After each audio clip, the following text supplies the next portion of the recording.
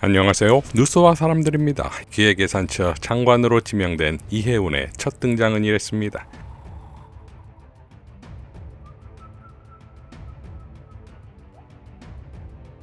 이미 국힘에선 전격 제명되었고 배신자의 비정상인으로 낙인 찍힌 상태에서 반드시 기획예산처 장관이 되어야만 하는데, 반면 그의 과거 행적이 만만치가 않습니다. 이런 논란 때문에 이재명 대통령의 용인술에 대해 여러 비판들도 나오고 있습니다. 확실한 것은 이해운 발탁으로 아수라장이 된 국힘에는 너만 살겠다는 것이냐는 질투와 시기, 이해운 탈출을 보니 국힘은 해산되는 것이 맞구나 라는 공포가 보입니다. 그러니 이재명 대통령은 이해운을 통해 국힘에 불이탈을 날린 것이고, 그 대상엔 국힘만이 아닌 기재부, 이른바 모피아도 있습니다. 이해운의 발언에서 의미 있는 대목은 이런 거지요. 그냥 단기적으로 그때그때 예산을 배정하는 것이 아니라 미래를 향한 안목을 가지고 기획과 예산을 연동하는 그런 방식입니다. 자, 이 말이 기재부, 이른바 모피아들에게 불이타인 것은 예산 권한을 갖는 관료들의 재량권을 줄이고 각 부처 간 힘겨루기를 통한 예산 확보, 정치적 로비, 관습적 행태를 통한 예산 확보가 다 깨지는 것이다 이겁니다. 유명 페북러인 빅초이는 다음과 같이 밝혔습니다. 연장은 좀 쓰게 해주자. 내가 이해운 인사를 보는 방향은 대단한 신모원려 정치적 기막힌 한수, 이렇게 안 본다.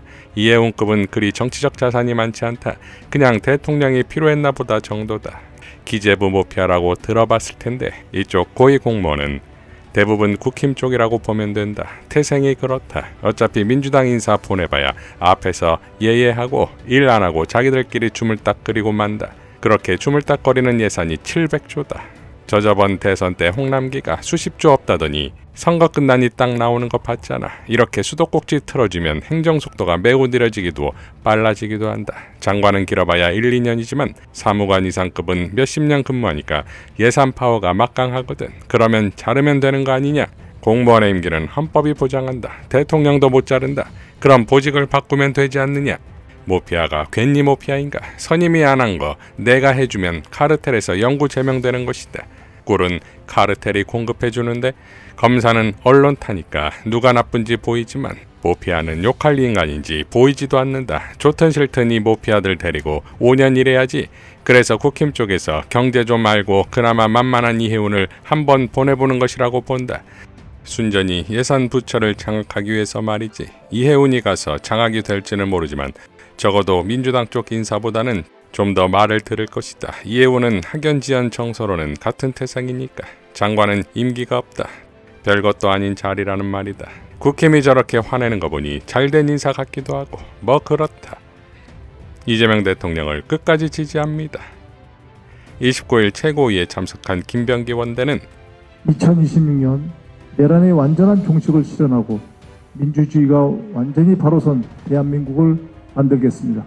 자, 내란 종식 전에 본인과 배우자가 종식될 판입니다. 29일 경찰은 김병기 배우자의 동작구 업추비 유형에 대한 수사에 착수했고, 뉴스타파는 김병기 논란의 쐐기를 박는 방송을 내는데 가히 충격적입니다. 김병기가 배우자의 업추비 사용의 심각성을 알고도 은폐하려는 것이 모두 녹취에 담겨 있습니다. 이러니 수사가 배우자뿐만 아니라 김병기에게도 향할 판입니다. 30일은 기다릴 것도 없는 상황이 되었습니다.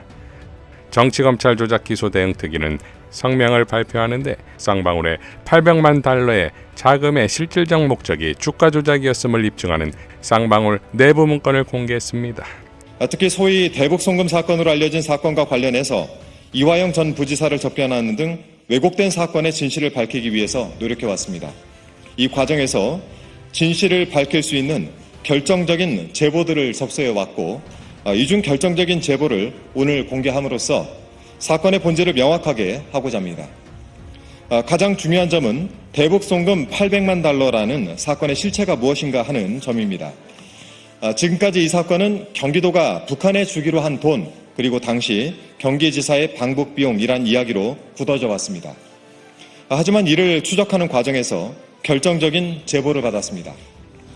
그 제보의 요지는 대북송금 800만 달러로 불려온 자금의 실질 목적이 경기도의 방북비 대납이 아니라 쌍방울 측의 주가 부양, 주가 조작이 있었다는 내부자 문건입니다. 사건에 깊이 연루된 내부자가 작성한 이 문건은 특정 종목의 주가 구간, 거래 정지, 액면 분할 등 시장 이벤트와 함께 자금의 성격을 대북 사업 대납이 아니라 주가 부양, 주가 조작의 맥락으로 설명하고 있습니다. 무엇보다 문건은 결론 부분에서 이재명 당시 지사와 이화영 전 부지사는 이 자금의 실질 목적과 무관하다라고 하는 취지가 결론으로 담겨져 있습니다. 이러한 문건의 신빙성을 확인하는 방법은 여기의 내용이 시장 기록, 시장에서의 실제 거래 기록과 부합하느냐 하는 것입니다. 첫째 문건 BB안의 10대 1 분할을 적고 있는데요. 이거는 누구나 감으로 쓰기 어려운 구체적인 사실관계입니다. 실제로 BB안은 과거 10대 1 주식 분할, 즉 액면 분할 성격의 이력이 확인됩니다. 다시 말씀드리면 이 문건의 작성자는 최소한 가장 중요한 이 종목의 핵심 이벤트를 잘 알고 작성하였습니다. 둘째 문건인 나노스 퓨처 코리아 640원 거래 정지 중이다라고 하는 점을 분명하게 밝히고 있습니다.